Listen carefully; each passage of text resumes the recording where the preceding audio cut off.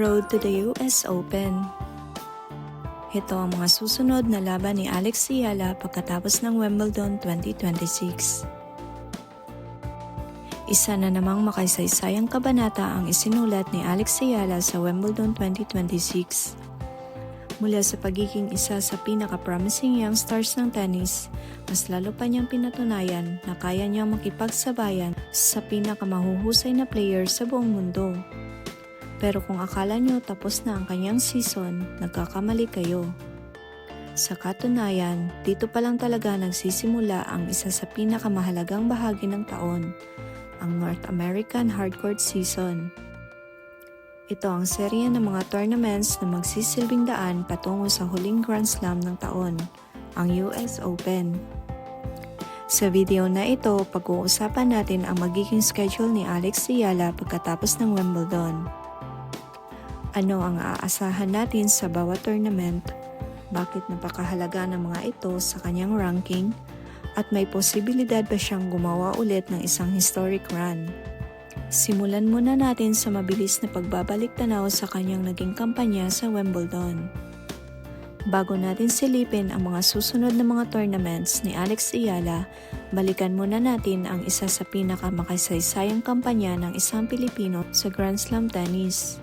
Sa Wimbledon 2026, hindi lang basta lumaban si Alex, gumawa siya ng kasaysayan. Pagpasok pa lamang ng tournament, may kasaysayan nang naisulat si Alex. Sa kauna-unahang pagkakataon, isang Pilipina ang naging seeded player sa Wimbledon. Ang pagiging seeded ay may malaking advantage. Ibig sabihin, iiwas muna siya sa ibang top seeds sa mga unang rounds. Isang oportunidad para makabuo ng momentum. Sa kanyang opening match, nakatapat ni Alex ang veteranang si Renata Zarazua ng Mexico. Mula pa lamang sa unang set, kitang-kita na kaagad ang kumpiyansa ni Alex. Napakabilis niyang nakontrol ang baseline rallies, naging agresibo ang kanyang returns, at halos hindi binigyan ng pagkakataon ang kanyang kalaban na makabalik sa laro. Straight sets, 6-1, 6-2. Isang dominanting panalo na nagbigay agad ng mensahe sa buong draw. Handa si Alex para sa Wimbledon. Sa second round, mas mahirap ang naging hamon. Nakaharap niya ang Australian rising star na si Maya Joint. Hindi naging maganda ang simula ni Alex. Nakuha ni Joint ang unang set at maraming nag-isip kung matatapos na ba agad ang kampanya ng Filipina. Pero dito lumabas ang tunay na tibay ng loob ni Alex. Nag-adjust siya ng kanyang strategy. Naging mas agresibo sa returns at nagsimulang kontrolin ang mahahabang rallies. 3-6, 6-2, 6-0. Mula sa pagkatalo sa unang set, bumawi si Alex at halos hindi na pinagalaw ang kanyang kalaban sa huling dalawang sets. Isa itong comeback victory na nagpakita ng kanyang mental toughness at kakayahang mag-adjust habang tumatakbo ang laban. At pagkatapos nito, dumating ang laban na nagpayanig sa buong tennis world. Sa third round, nakatapat ni Alex ang defending Wimbledon champion at dating world number 1 na si Iga Swiatek. Marami ang nagsabing ito na ang katapusan ng kanyang magandang run. Pero iba ang plano ni Alex. Sa first set pa lang, diktikan na ang naging laban. Parehong ayaw magpatalo ng dalawang players hanggang umabot ang set sa tiebreak. At doon ipinakita ni Alex ang kanyang composure. Sa ilalim ng matinding pressure, nakuha niya ang tiebreak, 11-9.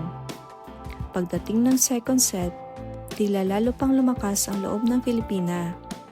Naglaro siya ng may kumpiyansa, naging agresibo sa bawat return at tuluyang nadomina ang defending champion. Isa itong napakalaking upset. Hindi lamang niya tinalo ang defending champion, ginawa rin niya ang isa sa pinakamalalaking panalo ng kanyang career at naging unang Pilipinong umabot sa round of 16 ng Wimbledon singles. Sa round of 16, isa na namang world-class player ang humarang sa landas ni Alex, ang Italian star na si Jasmine Paolini. Hindi naging madali ang laban. Sa unang set, Nakalamang si Paulini at nakuha ito, 6-4. Pero hindi sumuko si Alex. Sa ikalawang set, bumawi siya gamit ang kanyang matitinding baseline shots at napuwersa ang deciding set. Sa huling set, nanaig ang karanasan ni Paulini sa mga crucial points.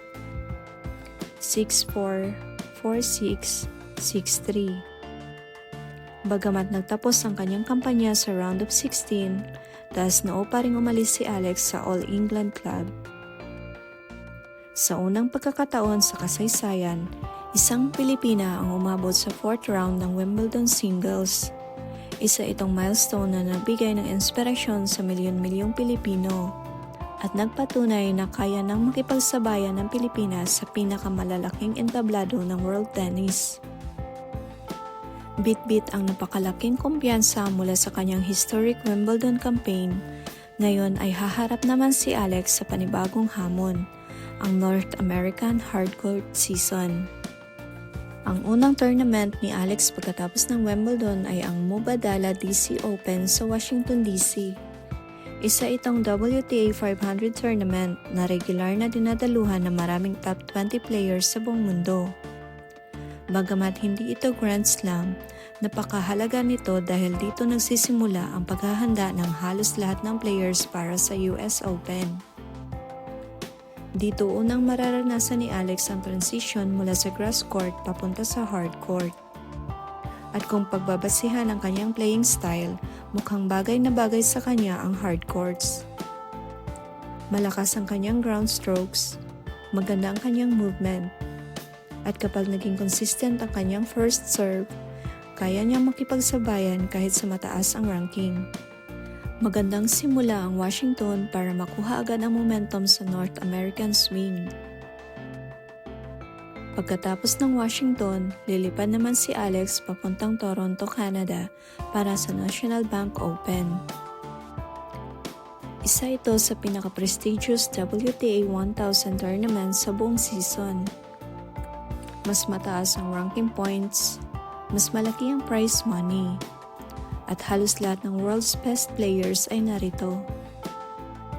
Dito talaga masusubo kung gaano kalaki ang improvement ni Alex ngayong season. Hindi magiging madali ang draw, pero kung maulit niya ang ipinakita niyang level sa Wimbledon, hindi imposibleng makagawa siya ng isa na namang upset laban sa mga mataas ang ranking. At kapag nangyari yon, malaking tulong ito sa kanyang pag-akyat sa WTA rankings. Mula sa Canada, tutuloy naman si Alex sa Cincinnati Open. Ito ang isa sa pinakamahalagang tournaments bago ang US Open.